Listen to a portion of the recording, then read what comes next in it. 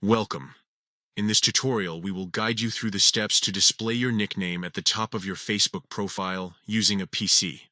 This new update makes it easier for your friends and connections to recognize you by your preferred name. Let's dive right in.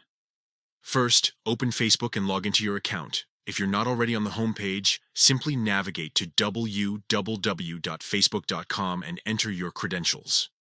Once you're logged in, look at the top right corner of the screen. You will see your profile photo. Click on it to access your profile page. This will take you directly to your personal space on Facebook. Now that you're on your profile, locate and click on the About section. This section contains various details about you and is where you can manage how your information is displayed.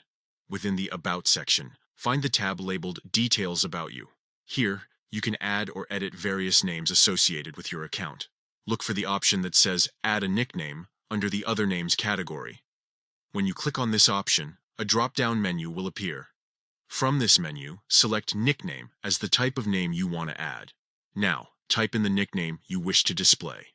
Before finalizing everything, make sure to check the box that says Show at Top of Profile.